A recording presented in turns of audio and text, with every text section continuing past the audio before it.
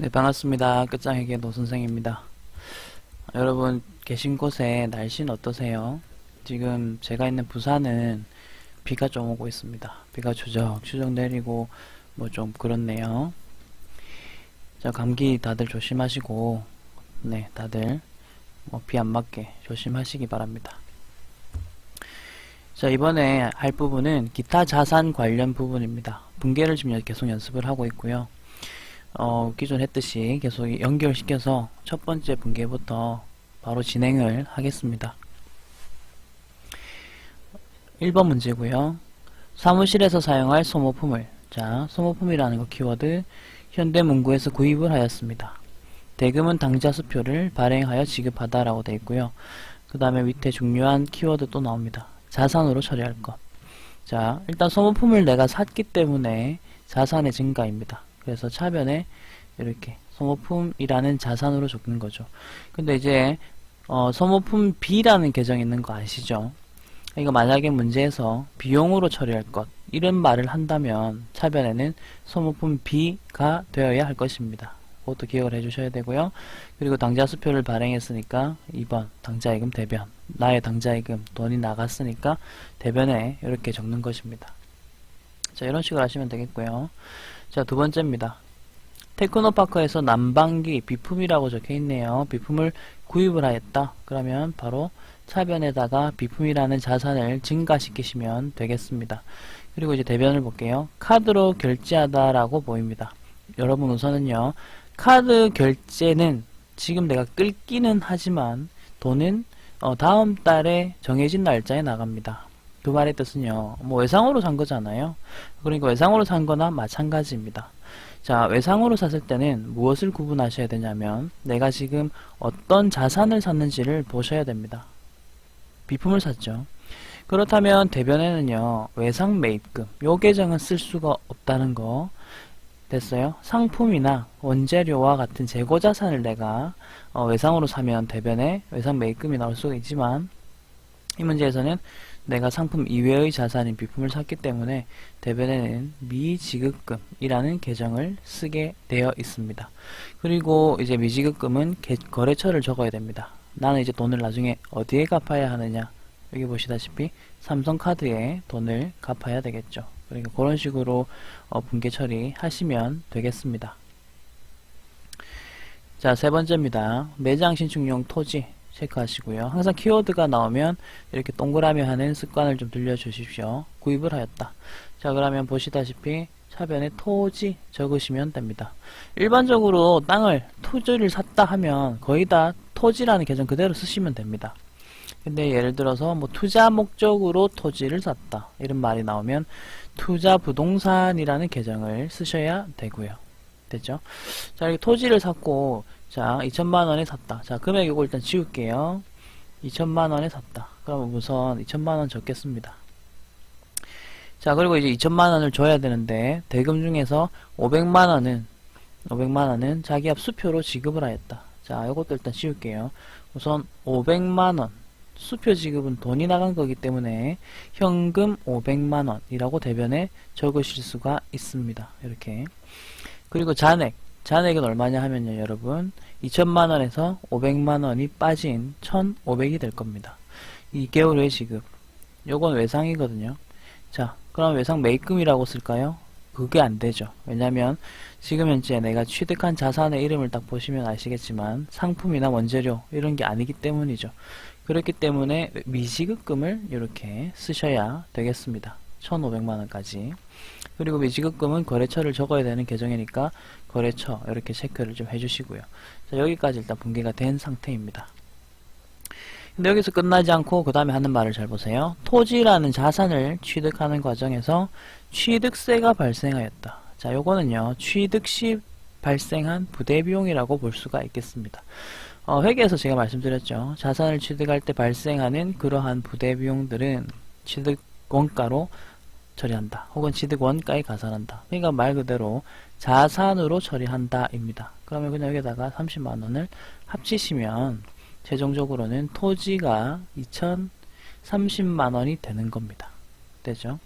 그리고 요거를 현금으로 지급했다라고 했죠. 근데 대변에 이미 현금으로 처리한 적이 한번 있었습니다. 그리고 여기다가 현금 30만원을 추가하시면 되겠죠.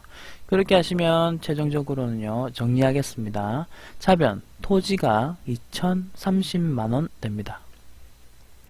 대변은요, 현금이 530만원이 되지요. 이렇게 합치면 되고요.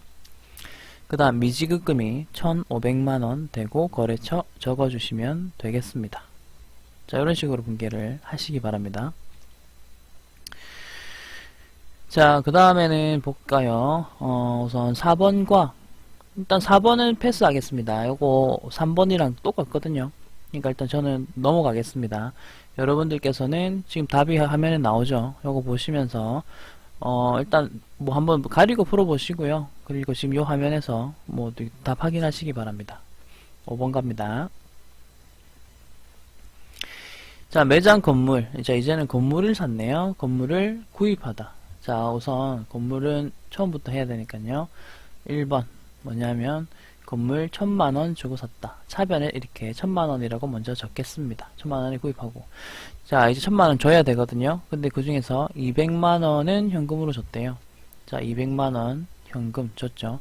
잔액은 얼마입니까? 1000만원에서 200만원 빠진 요 800만원이 잔액이죠. 근데 미지급하다라고 보이시죠? 외상으로 했다는 뜻입니다. 그러면 어떤 자산을 샀는지 보면 건물을 샀죠. 상품이나 원재료 이외의 자산이죠. 그러니까 대변은 미지급금이라는 계정 쓰시고요. 그 다음에 거래처 확인을 해주셔야 되겠습니다. 일단 여기까지. 그리고 이제 건물에 대한 등록면허세. 이제 이거는 취득시 부대비용인데 좀 더 이제 문제에서는 친절하게, 자, 요거는 취득원가 처리다라는 표현을 하고 있네요. 그러면은 등록면허세, 취득원가 처리라는 말이 있기 때문에 요거는 금액 20만원을 건물로 처리하는 겁니다. 이렇게 정해주시면 되겠고요. 그리고 당사 보통예금 계좌에서 20만원 이체하다. 여기 보이시죠? 보통예금 계좌 나갔습니다. 자, 최종적으로 정리를 해볼게요. 1020만원이네요. 이렇게 차변 1020만원. 그리고 대변 지금 보시다시피 현금 200만원과 미지급금 800만원, 그리고 보통예금 20만원까지 되겠습니다. 자, 이런 식으로 보시면 되겠습니다. 그 다음에 6번 해볼게요. 자, 6번을 보시면, 자, 지금은 업무용 화물차를 구입하였다라는 말이 나오네요. 화물차.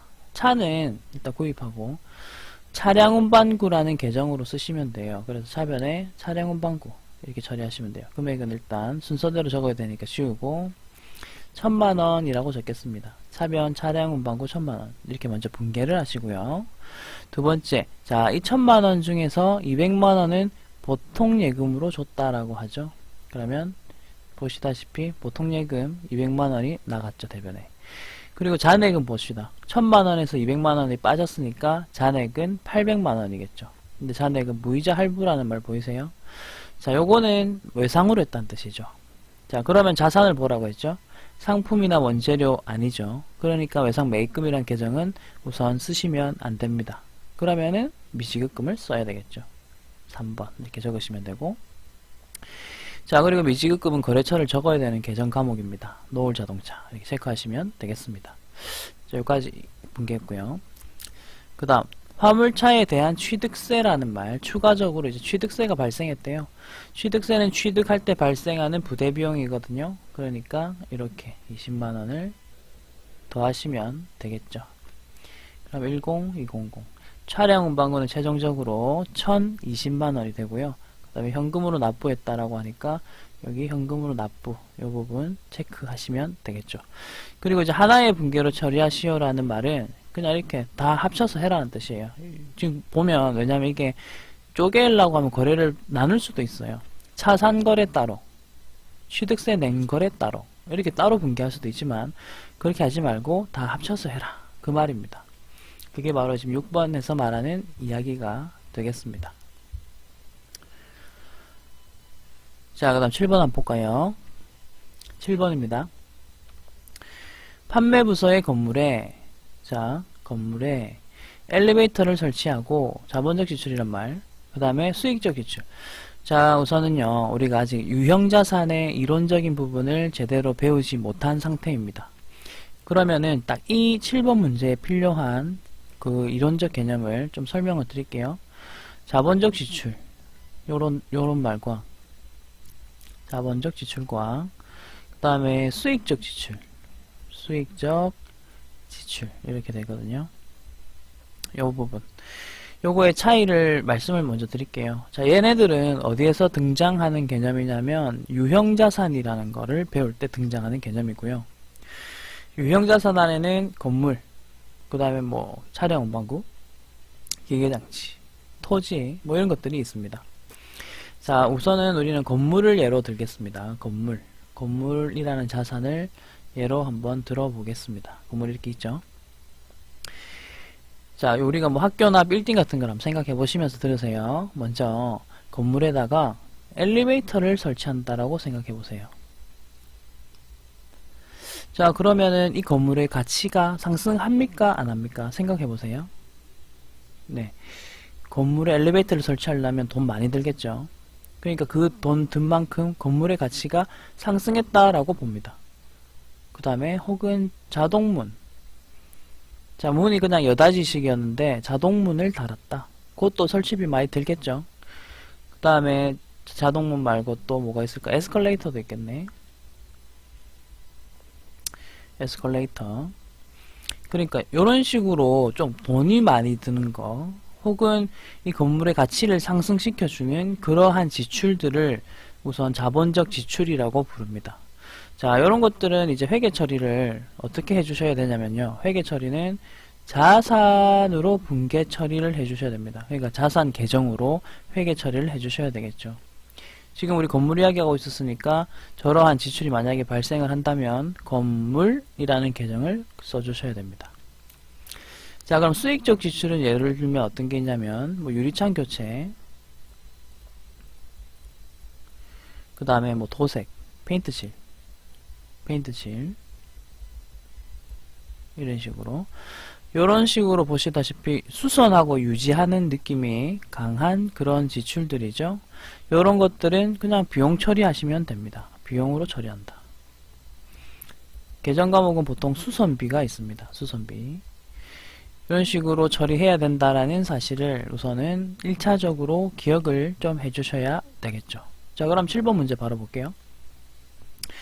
자, 판매부서의 건물에 엘리베이터를 설치하였다. 일단 요것만 봤을 때 자본적 지출이네 라고 구분하시면 되는데 요 문제에서는 친절하게도 괄호해서 자본적 지출 적어줬네요. 자, 자본적 지출 600만원과 아까 전에 뭐라 했냐면요. 자본적 지출은 자산으로 처리해라 이런 말씀 드렸던 거 기억나시죠? 그래서 1번 차변에 건물 600만원이라고 먼저 적습니다. 자본적 지출 했으니까. 자, 두 번째 볼까요? 외벽 도색비 수익적 지출이라고 써 있습니다. 50만원이죠? 자, 수익적 지출, 수선비라고 아까 해랬죠? 이렇게 수선비 처리하시면 되겠죠. 그리고 이거는 둘 다 현금으로 냈다라고 하니까 차변에 합 보시면 650이거든요. 그러니까 대변에 650만원. 이런 식으로 다 적어주시면 되는 겁니다. 됐죠? 자, 그리고 이거는 입력을 한번 해볼까요? 자, 우선 프로그램. 제가 어제 말씀드렸어요. 프로그램 한번 깔고 났으면 제일 마지막에 설치한 그 데이터가 바로 실행이 된다 했거든요. 이 빨간 아이콘 더블 클릭할게요. 빨간 아이콘을 더블 클릭하면 프로그램이 일단 뜨고요. 그 다음에 일반 전표 입력 누르고요. 자, 일반 전표 입력이 일단은 떴네요. 자, 우리 보았던 화면 그리고 일반 전표 요 밑에 넣고 분계를 한번 넣어볼게요. 날짜 7월 25일입니다. 날짜부터 이렇게 25일 넣으시고 자, 위에 보시면 이미 분계가 이렇게 세 줄이 들어가 있는 게 보이실 거예요. 이런 거는 지우시거나 손대시면 안 되고 바로 아래쪽 칸에다가 클릭을 하신 다음에 3번 누르십시오. 그럼 차변이라고 입력이 될 거고요.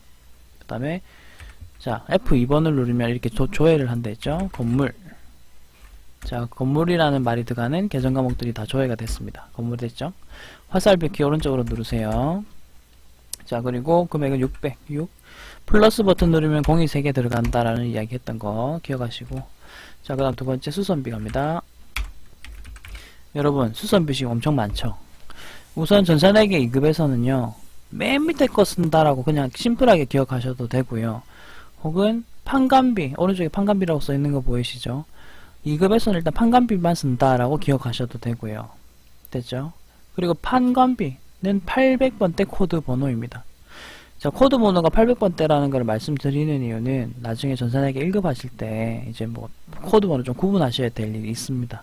그러니까 지금 2급을 하시지만 더 나아갔을 때, 예. 네, 양단호님 반갑습니다. 잠깐만요. 이거 이렇게 보이게 할게요. 수선비 같은 경우는 2급에서는 일단 800번대 맞습니다. 근데 1급에서는 다 쓰진 않고요. 여기 500번대 보이시죠? 500번대와 800번대 두 개만 구분하실 줄 아시면 돼요. 그러니까 1급에서는 공장이 나오거든요. 그렇기 때문에 이제 공장에서 발생한 비용들은 앞에 5자로 시작되는 요 제조 원가로 처리하게끔 되어 있어요. 그리고 일반 영업 부서나 그 다음에 판매 부서나 그런 데서 발생한 비용들은 여기 판관비로 처리를 하는 게 원칙이거든요. 뭐 그렇게 아시면 되겠고, 일단 전산회계 2급은 공장 자체가 없기 때문에, 네, 공장 자체가 없기 때문에 800번대 쓰시면 됩니다. 네, 좋은 질문 하셨습니다. 그 다음에 이제 금액 50만원 이렇게 적어주시고, 자, 대변은 아까처럼 현금 이렇게 적어볼게요. 현금. 네, 현금은 항상 메뉴의 번호입니다. 이렇게 하시고요. 자, 이런 식으로 입력을 하시면 입력은 일단 다 됐어요. 그러니까 제가 분계할 때 문제 풀 때 입력을 안 하다가 간간히 이렇게 입력하는 이유가 아까 수선비 코드 번호 800번을 써라 이런 거를 말씀드리고 싶어서 중간중간에 입력을 해드리는 건데, 여러분들은 뭐 나중에 시간 되시면요 문제 다 푸신 다음에 그냥 다 입력해 보세요. 그냥 아무 생각 없이 다 입력해 보시면 입력이 좀 숙달되실 거예요. 그렇게 되면 이제 분계만 잘하면 입력은 누구나 할 수 있는 거니까 그런 식으로 입력을 하시면 되겠습니다. 자, 그 다음 8번 문제 볼게요. 8번. 자, 영업용 승용차. 일단 영업용 승용차라는 말이 먼저 나왔죠. 영업용 승용차. 요거는 일단 차량 운반구라고 아시면 되겠습니다. 요거는 이제 차량 운반구라는 계정이야. 됐죠? 근데 그 다음에 사건이 나옵니다. 전조등을 노을 자동차에서 교체하였다. 자, 그러면요, 전조등은 앞에 등인데 그게 과연 자본적 지출일까 수익적 지출일까를 구분합니다. 근데 판단하기 좀 애매하잖아요? 그러면은 문제를 끝까지 읽어보세요. 자, 교체하고 대금이 50만원이 들었는데 여기까지 보이시죠? 30만원은 뭐 돈을 내는데 이제 돈을 나눠내네요. 30만원은 당좌 수표를 발행하였고, 잔액은 당점이 발행한 어음으로 지급하였다. 일단 두 가지 키워드가 나왔고요. 끝까지 읽어보세요. 차량에 대한, 자, 이 부분 중요해요. 자본적 지출로 처리해라. 자, 아까 말씀드렸죠. 자본적 지출은 자산으로 처리하는 것이 맞죠. 그리고 여기서 보이시는 전조등은요, 자본적 지출로서 차량 운반구라고 처리하시면 됩니다. 차변에 이렇게 차량 운반구 처리하시면 되고, 대변에는 돈이 어떻게 나가는지 따져봐야 되겠죠. 30만원은 당좌 수표를 발행하다. 당좌예금 계정이고요. 잔액은 보세요. 당점 발행, 약속 어음으로 지급하다. 요거 이제 주의하셔야 돼요. 어음으로 지급하다 하니까 우리가 아무 생각 없이 지급어음 이렇게 생각하시잖아요. 근데 보세요. 지급어음이라는 계정은요, 외상매 입금과 마찬가지긴 한데 상품이나 원재료일 때만 쓸 수 있는 겁니다. 지급어음 계정도 마찬가지고. 됐어요? 그리고 외상매출금, 받으럼 전부 다 상품과 관련돼야지만 쓸 수 있는 계정입니다. 기억나시죠? 그러다 보니까 어음으로 지급했는데도 불구하고 분계 대변 보세요. 미지급금으로 처리했다는 거. 이 부분 주의하셔야 됩니다. 많이 틀리시는 부분입니다. 자, 그렇게 하시면 되고, 미지급금도 거래처를 적어야 되는 계정 과목이니까 노을 자동차 이런 식으로 적으면 되겠죠. 실제로 연습하실 때는 제가 말씀드렸죠. 그냥 이렇게 괄호 치시고, 계정 과목에도 여기 옆에처럼 노을 자동차 다 적지 마시고 계정 과목 자체에다가 이렇게 괄호하면 나만의 표시가 됩니다. 그런 식으로 이제 표시를 하시기 바랍니다. 자, 이제 9번부터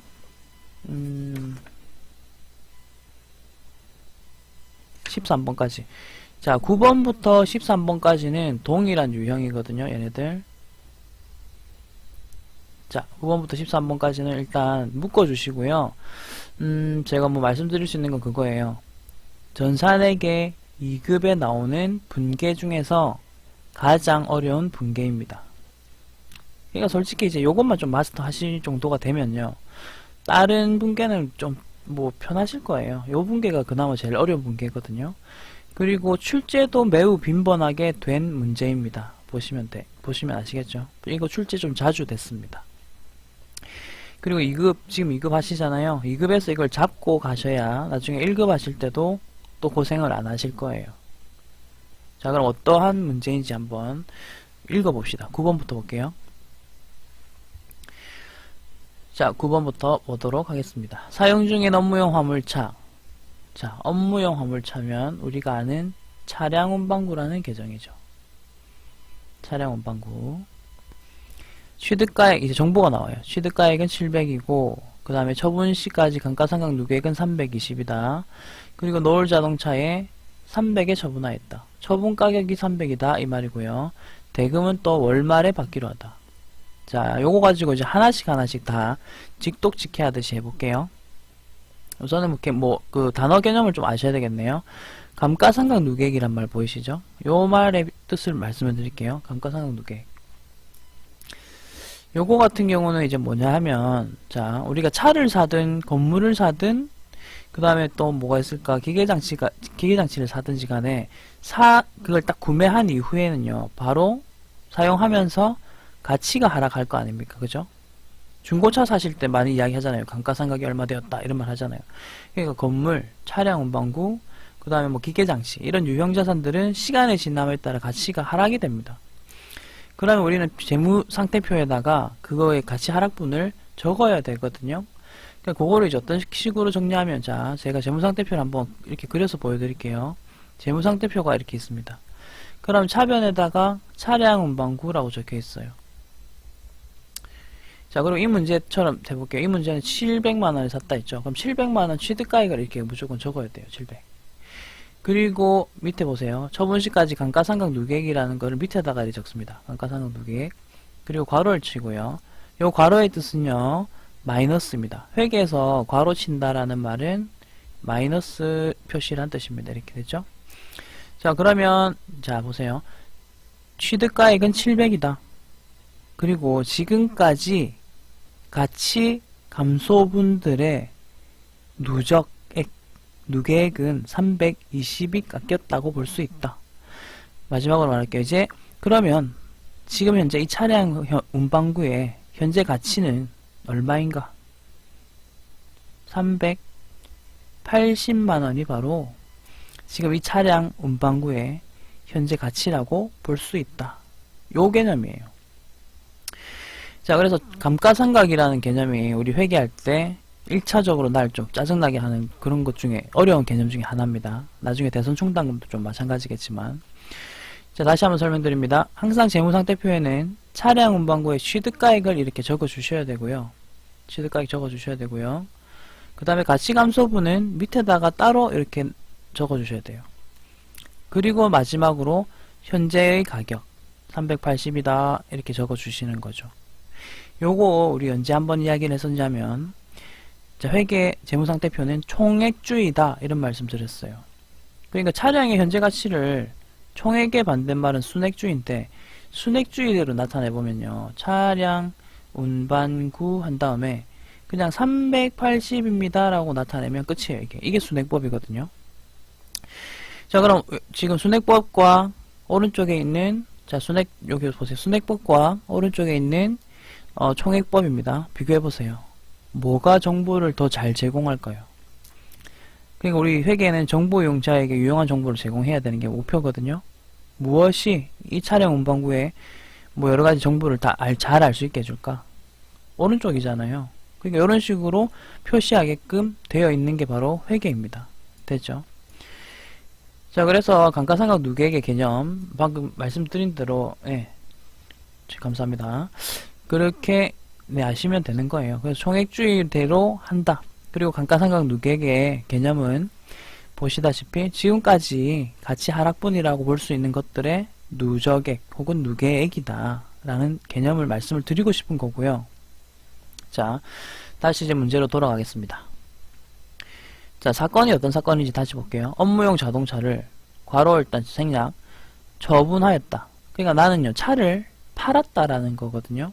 그래서 첫 번째로 1단계는요 차량 운반구라는 계정을 나에게 있던 차량 운반구가 감소가 됐으니까 대변에 이렇게 차량 운반구 적으시고요.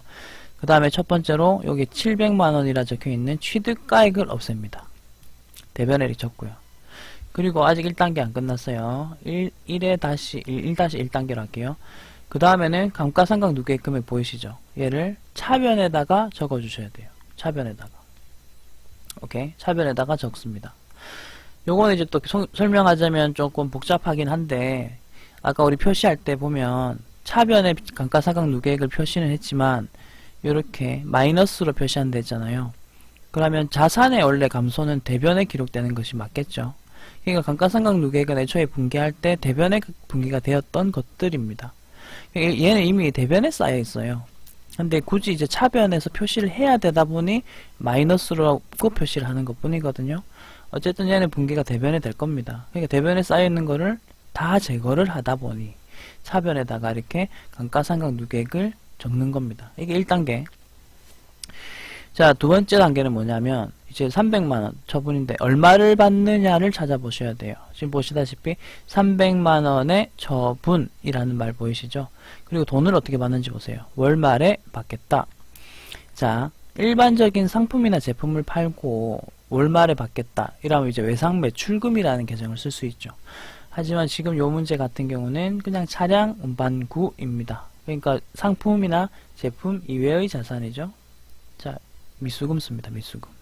그리고 거래처 적어야 되는 계정 과목이니까 노을자동차라고 적는 거죠. 자, 요까지 일단 다 적으셨죠. 자, 마지막이 3단계인데 보세요. 요거는 이제 요령이 있어요. 자, 차변의 합계액과 일단 요거 차변의 합계액과 대변의 합계액을 보세요.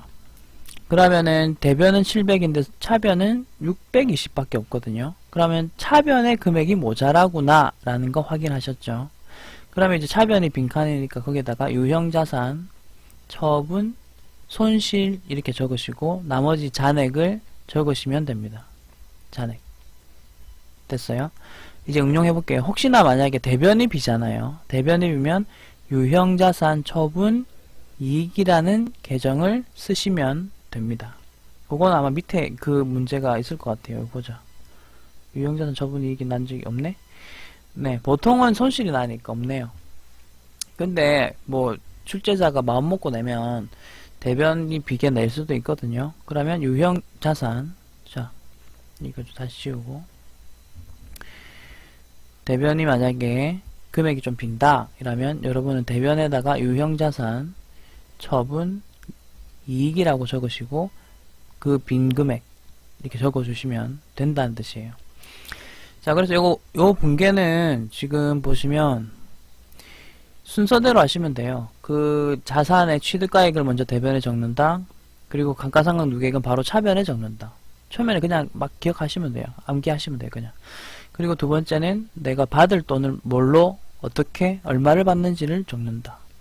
마지막으로 차변의 합계액과 대변의 합계액을 보고 차변이 비었는지 대변이 비었는지를 비교해보자. 보시다시피 이 문제에서는 차변이 비었다. 그러면 유형자산을 처분하다 보니까 손실이 발생했네. 손실의 자리 여러분 차변이잖아요. 그러니까 차변은 손실, 비용 자리니까 손실이라 적으시면 되고요. 대변은 수익 혹은 이익 자리잖아요. 그러니까 만약에 비었으면 유형자산 처분 이익을 적으시면 된다는 거죠. 자, 이제 10번으로 바로 넘어가 보겠습니다. 마찬가지 방식입니다. 근데 보세요. 냉온풍기라는 말이 보이죠? 비품이죠, 비품. 그러니까 이런 식으로 자산을 살짝 바꾸고요. 취득원가, 누계액, 그 다음에 판매 금액, 그 다음에 월말에 받기로. 똑같은 방식입니다. 자, 냉온풍기 비품 팔렸고요. 보시다시피 취득원가를 대변에 적습니다. 그리고 1-1 감가상각 누계액 금액도 여기 적혀있는 부분 그대로 이렇게 적는 거예요. 자, 그리고 차변에 보시면 미수금 보이시죠? 미수금, 그리고 거래처 체크, 그리고 80만원 됐죠? 그리고 이제 합계액 비교, 합계액을 비교한다. 이렇게 비교해보시면 차변의 금액이 좀 빈다? 그럼 40만원이 비고 계정 과목은 유형자산, 처분 손실 이렇게 입력합니다. 근데요, 우선 두 문제를 풀었는데 여러분 9번 문제랑 10번 문제 한번 입력을 해보겠습니다. 우선 9번 문제 날짜 8월 1일 요것도 이제 보여드릴 게 있거든요. 제가요 대변부터 한번 넣어볼게요. 분계 입력하실 때는 무조건 차변 먼저 넣어야 될 필요는 없어요.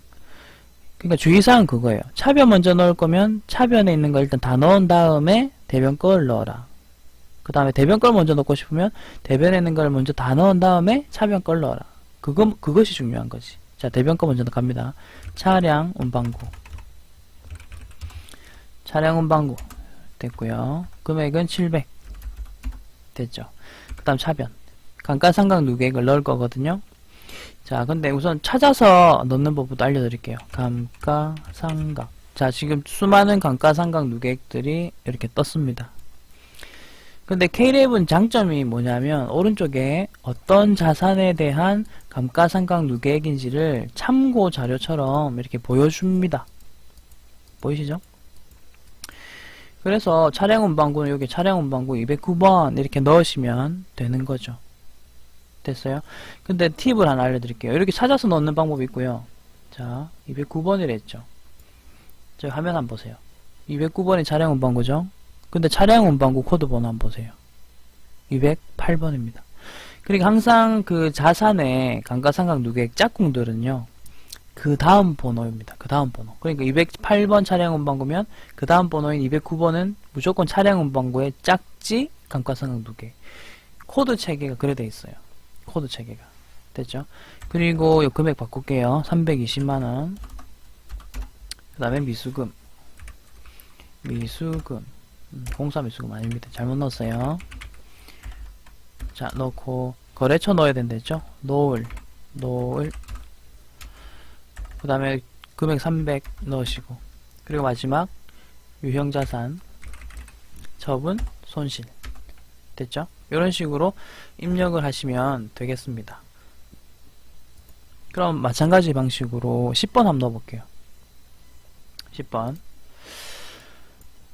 날짜 8월 28일. 자, 이것도 대변부터 갑니다. 비품 하시고요. 212번이네요, 비품은. 그 다음에 금액은 300. 자, 그 다음 차변. 감가상각 누계액 비품꼴 넣어야 되겠죠. 아까 알려드린 팁 생각해보세요. 비품이 212번이니까 213, 바로 다음 번호 13 누계액 들어갔죠. 이게 비품에 대한 누계액이거든요. 금액은 180만원. 차변, 미수금, 그 다음에 거래처는 블루 이렇게 넣으시고 80만원. 그리고 유형자산 처분 손실 이렇게 넣으시면 되겠습니다. 자, 이제 입력하는 법은 요 정도면은 요 관련된 문제에 대해서 여러분 입력 다 잘 하실 거라고 생각하고요. 13번까지는 이제 바로 연속적으로 분계를 하겠습니다. 봅시다. 자, 요거 약간 좀 요거 일단 끄고요. 자, 사용 중인 업무용 승용차. 요것도 이제 차량 운반구죠. 차량 운반구, 취득가액 나왔고, 무계액 나왔고. 문제가 지금 다 똑같아요. 무슨 말인지 아시겠죠? 요거 지금 풀이 안 할게요. 요거는 완전 똑같으니까. 방식이 지금 다 똑같은 방식으로 가고 있습니다. 요거는 됐고요. 이제 12번은 어떤 상황이냐면, 사실 비슷한 문제인데, 보시면 폐차를 합니다. 그러니까 뭐 폐차도 결국은 처분하는 거나 마찬가지긴 한데 이제 뭐 처분하는데 좀 다른 사건 이렇게 보여주는 문제거든요. 요거 한번 볼게요. 자, 상품 배송에 사용하는 트럭. 요거 차량 운반구고요. 취득가액은 500, 폐차 시점의 누계액은 480, 그리고 폐차를 하다. 처분하다라는 표현과 똑같아요. 그리고 고철값을 10만원 받았다. 현금으로. 자, 돈을 현금으로 받았네. 자, 순서대로 해볼게요. 1번 차량 운반구의 취득가액을 적는다. 그 다음 1-1번은 감가상각 누계액도 적는다. 됐죠? 그 다음 두 번째가 지금 요거 순서가 좀 바뀌어 있는데 2번 현금부터 적으십시오. 현금 10만원 받았으니까. 됐죠? 그리고 차변이 얼마나 비냐? 차변과 대변을 비교해라는 거지. 그럼 차변이 10만원 빈다는 게 하긴 되거든요. 그러면 3번. 이런 식으로. 자, 이런 식으로 하시면 되겠습니다. 자, 그 다음에 13번 해볼게요. 요거는 그나마 최신에 나왔던 유형인데, 기존에 이렇게 정형적으로 됐던 문제와 다르게, 이제 그걸 조금 더 풀어서 썼고요. 그 다음에 좀 자료들을 순서를 다르게 해가지고 제시를 하고 있는데, 뭐 읽어보시면 되겠죠. 같이 읽어봅시다. 전기에 취득한 업무용 자동차를, 일단 업무용 자동차란 자산 나왔고요. 차량 운반구겠죠. 차량 운반구. 남산 상사에 500만원을 처분하고, 요거는 무슨 말이냐면 처분한 금액이 먼저 나온 거예요. 오케이? 그리고 500만원을 그냥 돈 안 줍니다. 대금 중 200만원은 동점 발행 수표로 받고, 여러분 동점 발행 당좌 수표란 뜻이거든요. 동, 현, 당 기억나십니까? 요거 현금으로 받았다는 뜻이에요. 그 다음에 잔액은 월말에 받기로 하다. 차를 팔고 외상으로 하면 미수금이죠. 미수금. 이래 가고요. 자, 그 다음에 우리가 기존에는 괄호 안에 넣었던 정보를 이제서야 나옵니다. 차량의 취득원가는 1,500이며 처분 시 감가상각 누계액은 225만원으로 가정한다. 됐죠? 요 문제를 좀 연습이 충분히 되신 분은 전체적으로 딱 읽고 기존에 하셨듯이 그래 차량 운반구 1번 취득가액 적고 두 번째 누계액 1-1번이 너지? 그래 너 이거 먼저 적는 거예요. 차변에. 두 번째는 이제 내가 받은 돈들 어떻게 받았는지 다시 볼게요. 200은 동점 발행 당좌 수표 동점 발행 수표 같은 말입니다. 2번 그리고 그 다음에 잔액은 월말에 받기로 하다. 이게 이제 3번이 되겠지. 그리고 마찬가지입니다. 차변의 합계액과 대변의 합계액을 비교해보는 거예요.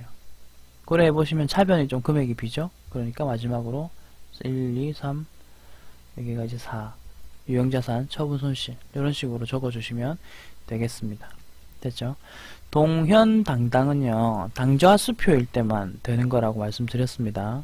어음일 때는 자산을 어떤 거를 주고받았는지 그걸 잘 보셔야 돼요. 자, 이제 고비 넘겼습니다. 자, 우리 지금 고비를 하나 넘겼고요. 이제 14번 보겠습니다. 자, 분계는 항상 말씀드리지만 직독직해하듯이 순서대로 하나씩 차근차근 그 다음에 키워드들을 잘 뽑아내자 이런 말씀을 드렸습니다. 우선 이제 14번 갑니다. 자, 상품 판매 대리점을 개설하기 위해서 보증금을 수신빌딩으로부터 임차하고 대금은 현금으로 지급하다. 됐죠? 자, 이거는요 무슨 말이냐 잘 보세요. 내가 돈을 줬고요. 왜 돈을 줬는가 봤더니 보증금 명목으로 돈을 줬습니다. 됐죠? 그리고 임차하다라는 표현 보이시죠? 우리는 이제 임차와 임대에 대한 명확한 용어 정리를 할 필요가 있다. 사실 우리는 임차료와 임대료를 맨 처음에 회계 기초 끝장내기 할 때, 생기초 끝장내기 할 때 본 적이 있다. 계정과목 연습할 때 봤어요. 그때 차자, 대자를 봐라 하면서 차가 들어가니까 차변, 대가 들어가니까 대변 이렇게 했고 차변에 뭐 있어? 비용, 대변에는 수익 이런 식으로 기억을 했었습니다. 근데 그 마찬가지 방식인데 이번에는 또 다른 계정이 있습니다. 뭐냐? 임차 보증금이라는 계정이 있어요. 그리고 반대로 임대 보증금이라는 계정도 있습니다. 얘네들도 방식은 동일하게 하세요. 차, 대, 차니까 차변, 대는 대변하시면 됩니다. 됐죠? 근데 이건 좀 다른 게 금자로 끝나는 계정은 보통 자산 아니면 부채거든요. 그러니까 차변이니까 얘는 자산이야.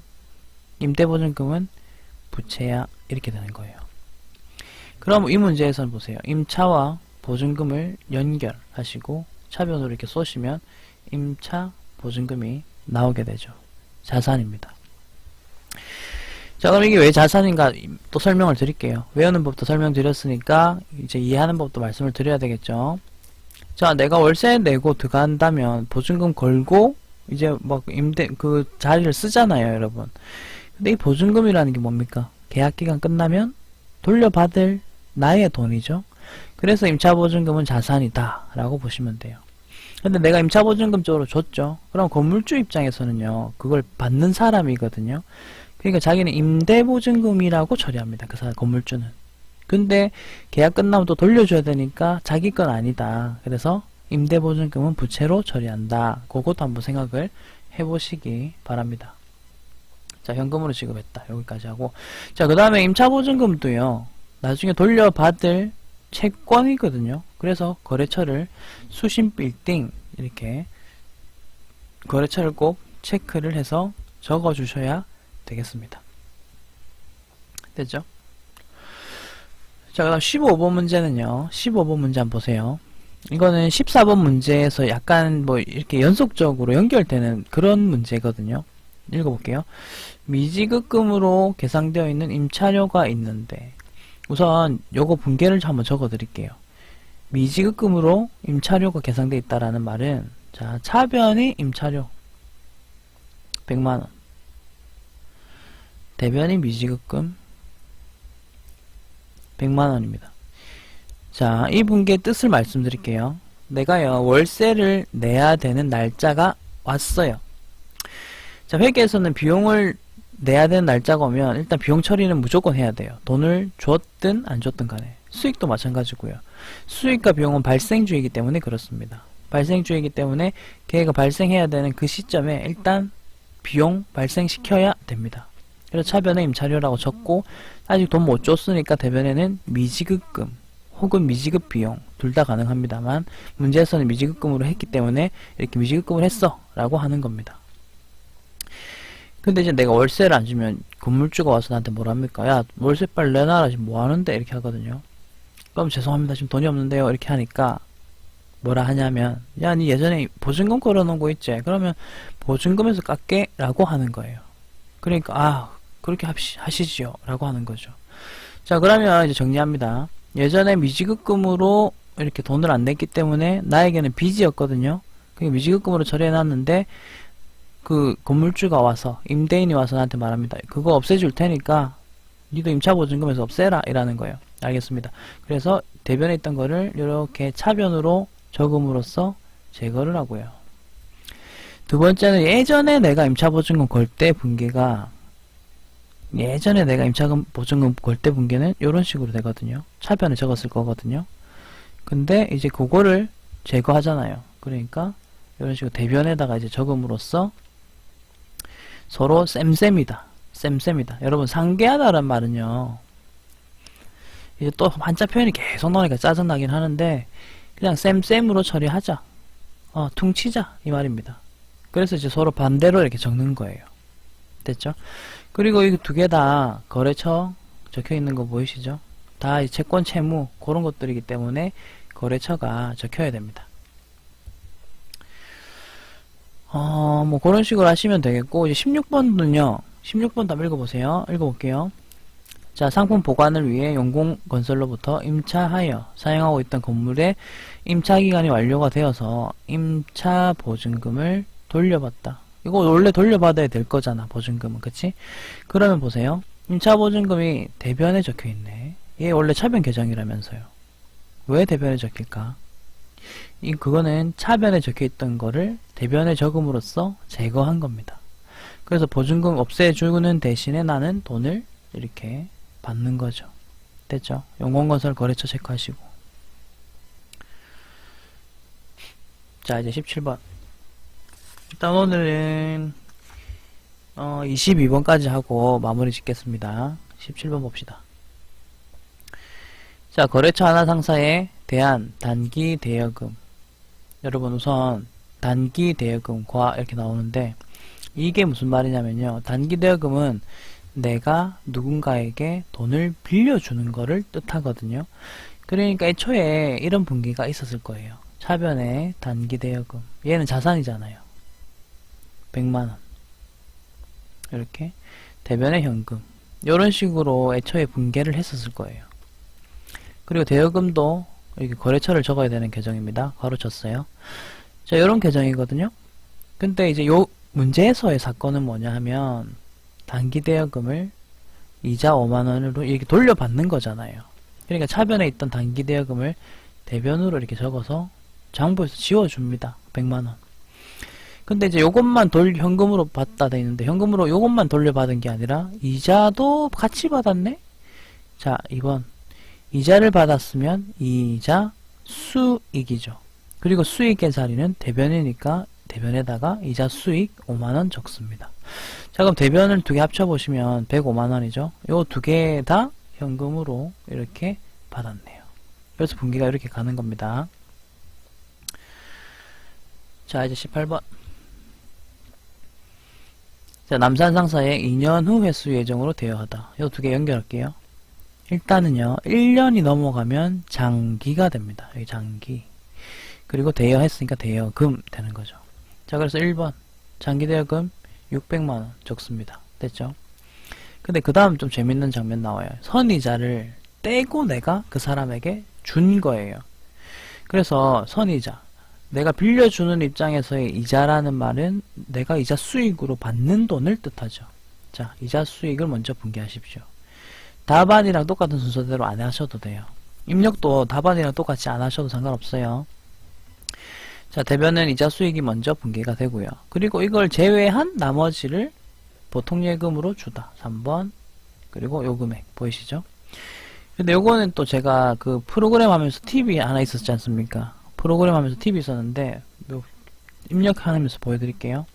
날짜가 7월 6일. 자, 아까 우리가 분기한 순서대로 넣을게요. 장기 대여금 넣고요. 그리고 대여금도 거래처 적어야 되니까 거래처 적으시고 금액 600만원입니다.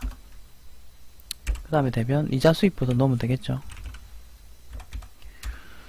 그 다음에 금액은 60만원이었고 됐죠? 마지막으로 보통예금. 그러니까 지금 왜 보통예금을 이렇게 넣는 걸 보여드리냐면 자, 보세요. 금액이 대변에 자동으로 입력된다고요.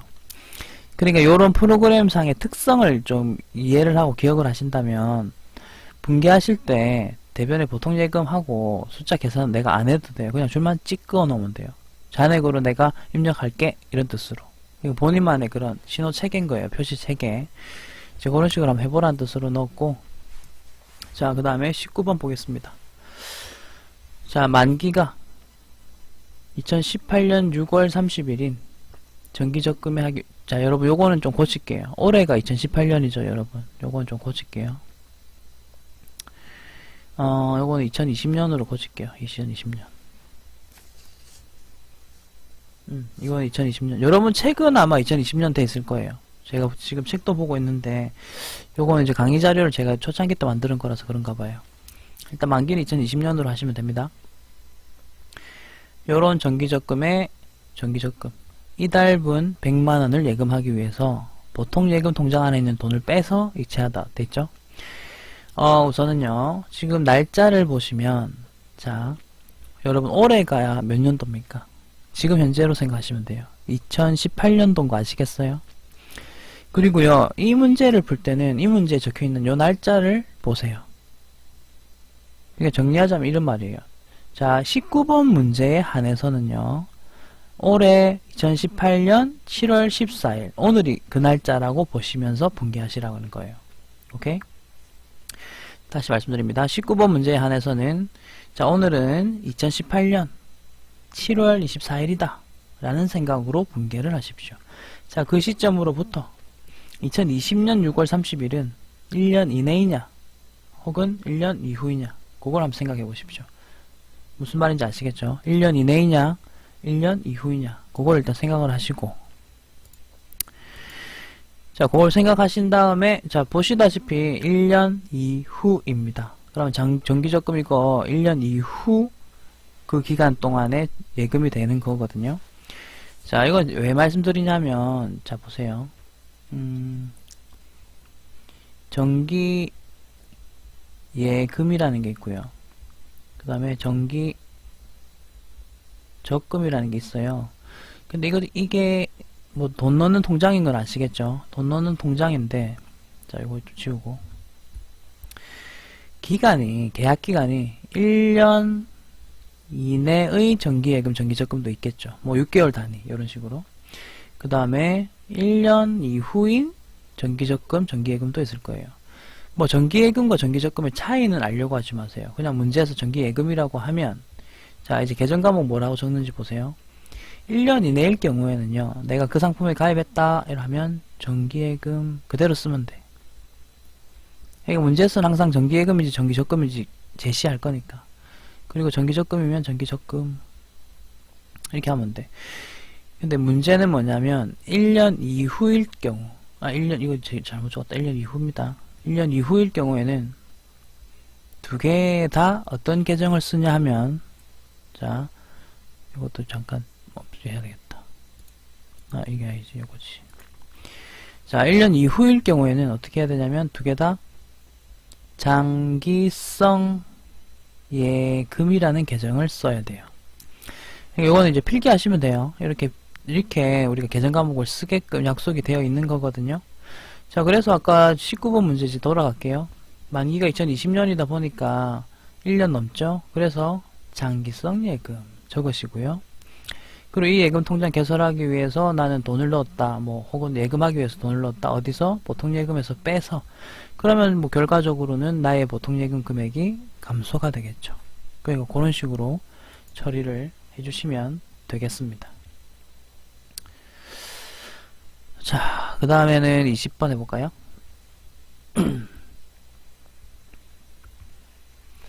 자, 증권거래소에 상장된 동원의 주식 100주를 한 주당 15,000원에 중요한 단어는 단기 보유 목적으로 취득하다 입니다. 그리고 증권회사의 주식 매매 수수료가 발생을 했고 15,000원을 함께 보통예금에서 이체하여 지급하다. 자, 이 문제는 좀 중요한 내용 중에 하나입니다. 우리 예전에 배웠던 것부터 한번 생각해 보세요. 예전에 이런 말을 했었어요. 회계에서는 자산을 취득할 때 발생하는 부대 비용들이 있다. 예를 들면 취득 운반비라든지 취득 수수료, 취득세, 등록세, 이런 것들 전부 다 취득 부대 비용이랬죠. 그런 것들을 어떻게 처리한다 했느냐? 어떻게 한다 했어요? 그 자산의 취득 원가에 가산한다. 혹은 그냥 자산으로 처리한다. 똑같은 표현입니다. 그렇게 표현을 했었거든요. 그런데 자, 지금 보시는 20번에서는요. 보세요. 일단 나는 주식 100주를 15,000원에 샀어요. 두 개 곱하시면 총 얼마인지가 나오겠죠.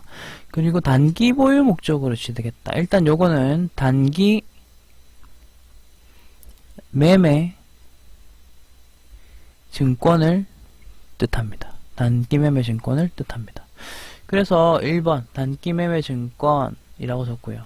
그 다음에 100주 곱하기 15,000원 하면 150만원이라고 나오는 거예요. 됐죠? 두 번째, 취득할 때 수수료가 발생하였다. 이거 취득 부대 비용이 아니야? 라고 생각하실 수가 있는데, 자, 일반적으로는 자산을 취득할 때 발생하는 취득 부대 비용을 다 가산해야 되지만, 우리 전산회계 수업 수준에서는 단 하나 취득 부대 비용을 가산하지 않아도 되는 자산이 있다. 그게 뭐냐면 지금 보고 계신 단기 매매 증권입니다. 얘만 그래요. 더하는 거 맞죠? 그렇죠. 더하는데 얘는 더하지 않습니다. 얘는 더하지 않습니다. 그래서 여러분, 그래서 요거는 어떻게 처리했는지 한번 보시면 얘는 안 더하고 그냥 수수료 비용이라고 이렇게 따로 비용 처리를 해주셔야 되고, 한 가지 더, 영업의 비용으로 처리해야 된다는 것이, 이게 이제 좀 포인트인데, 자, 요거는 입력할 때 또 말씀드릴게요.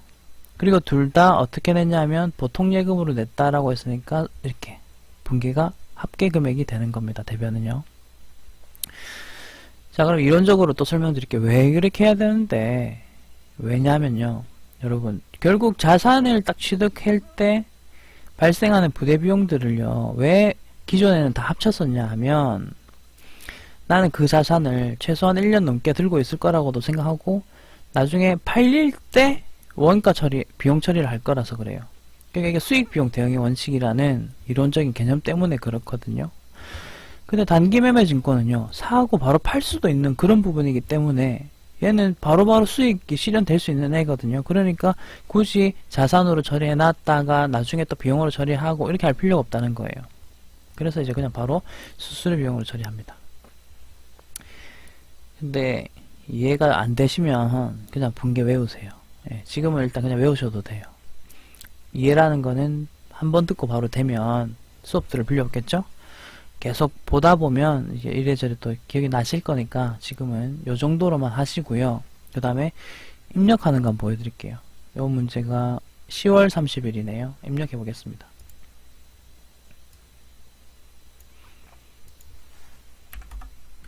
날짜 넣었습니다. 차변가고요. 단기 매매증권 넣었고요. 그 다음에 150만원. 그 다음 또 차변. 이제 잘 보세요. 수수료 비용 몇 개 있는가 보세요. 엄청 많죠? 근데 아까 전에 선생님이 뭐 800번대 넣으라면서요. 그러면 이것도 800번대 수수료 비용 넣으면 되겠습니까? 라고 이제 또 질문을 하시겠죠?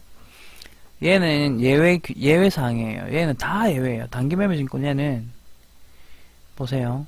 800번대가 아까 판관비라는 말 했었잖아요.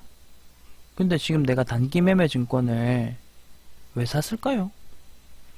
물건 판매하기 위해서 샀습니까? 아니면 우리 직원들이나 우리 회사를 관리하기 위해서 내가 단기 매매증권 샀나요? 그런 거 전혀 아니죠. 그래서 요 900번대 보이시나요? 앞에 9자로 시작되는 요 계정 있죠? 얘는 영업 외 비용 혹은 영업 외 수익이라고 합니다. 그건 이제 영업활동과 관련 없이 발생한 비용이란 뜻이겠죠. 그래서 얘는 900번대를 써야 된다는 거. 그냥 기억해 주세요. 요거는. 영업의 비용 관련해서 또 나중에 또 다루겠습니다. 그리고 마지막으로 보통예금. 이런 식으로 처리하시면 되겠죠.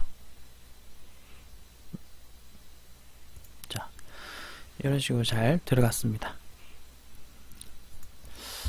자, 그리고 이제 21번과 22번을 한번 해보겠습니다.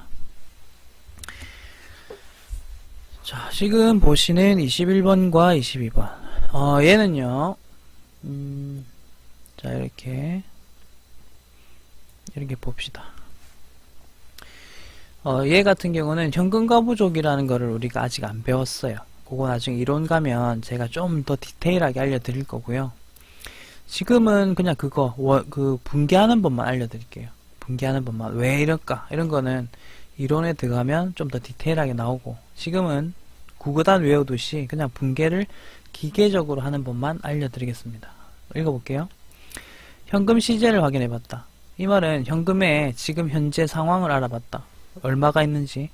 자, 실제 잔액이, 실제로 내가 가지고 있는 현금이 장부에 적어놓은 잔액보다 11만원이 많은 것을 발견하였다. 우선 이 말은요, 실제 잔액이 부등호로 치면 이렇게 되겠네요. 그죠? 그리고 원인이 아직 밝혀지지 않았다라는 표현이 나왔습니다. 자, 요거 생각해 보시면 분개라는 거는요, 여러분, 장부에다가 적는 거를 뜻하거든요. 그쵸? 근데 지금 딱 보시면 원래 이 장부에 적혀 있는 금액은 실제와 맞아야 되잖아요. 근데 안 맞아요. 그러면 이제 장부를 좀 수정해야 되겠죠? 실제 금액처럼. 근데 실제가 11만원이 맞네요. 그럼 장부를 어떻게 해야 실제 금액과 같아지느냐는 거죠. 늘려야 되겠죠? 현금 잔액을 늘려야지 실제와 같은 금액이 되겠죠? 그래서 1번 현금을 늘린다. 대변은 이제 뭐냐? 원인을 알 수 없잖아요. 실제 내가 들고 있는 돈과 장부에 적어놓은 현금의 잔액이 다르다. 근데 원인을 알았으면 대변에다가 원인 적으면 되거든요. 근데 원인을 모른다라는 의미로 그냥 현금가부족이라는 계정을 쓰는 겁니다. 이 현금가부족은요, 현금 과다 혹은 과잉 그리고 현금 부족이란 단어를 그냥 합쳐놓은 말이에요. 그래서 얘는 차변 계정도 아니고 대변 계정도 아니고 그냥 둘 다 쓸 수 있어요. 아무 때나 다 나올 수 있어요. 일단 그 정도만 하시고, 그리고 현금가부족은 기말에 다 없애버려야 돼요. 임시계정이라고 하거든요. 뭐 이해 안 되시면 나중에 또 이론 하실 때 한 번 더 설명드리겠습니다. 그래서 분계는 이런 식으로 한다는 것만 알아주시면 되겠습니다. 이제 오늘의 마지막 22번 하겠습니다. 자, 현금 시제를 확인해봤다. 장부상 현금보다 실제 현금이 8만원 부족하다. 그러면요, 보통 이렇게 돼야 되겠지. 실제가 더 작대요. 8만원이. 그리고 원인도 파악할 수 없대요. 이 말이 꼭 나와야 돼요. 그리고 임시계정으로 처리해야 돼요. 됐죠? 분계라는 것은 장부에다가 반영하는 거잖아요. 그러니까 이제 반영을 해볼게요. 장부가 더 많이 기록되어 있죠. 실제에 맞추려면 장부에 기록되어 있는 현금을 좀 줄여야 되겠죠? 대변에다가 현금 적습니다. 줄였습니다. 그리고 원인을 알 수 없다면서요. 알았으면 현금이 줄어든 이유를 차변에 다 적으면 돼요. 근데 모르니까 현금과 부족 요 계정으로 쓰시면 되겠죠. 됐죠? 자, 오늘은 여기까지 하도록 하겠습니다. 여기까지 해서 이제 분계 또 하나 끝냈고요. 아마 이 분계는 제가 봤을 때 이제 세 번째 것까지 했는데 분계는 2강 정도 더 찍으면 될 것 같아요. 2강 정도 더 찍으면 그러니까 2시간이죠. 한 강에 보통 1시간 찍으니까 2강 정도 더 찍으면 분계가 완료가 되고요. 그렇게 했으면 여러분들 제가 그 카페에 올려놓은 자료에다가 지금 이렇게 풀이 보시면서 답 다 적으시고 그거 좀 달달 외우십시오. 요거는 지금부터 계속 하십시오. 시험 칠 때까지. 분계가 전산회계 2급에서는 제일 중요하거든요. 그러니까 이거는 계속 달달달달달 외우시면 되겠습니다. 자, 이렇게 해서 수업을 마치도록 하겠습니다. 네, 수고하셨고요. 안녕히 주무세요. 저 또 내일 아침에 아침 강의가 있어서 일찍 일어나야 돼요. 그래서 이제 또 마무리 해야 되겠네요. 자, 잘 주무시고 또 뭐 내일 이 시간에 아마 또 강의를 계속 할 거예요. 1시간씩. 그때 또 뵙도록 하겠습니다. 수고했습니다.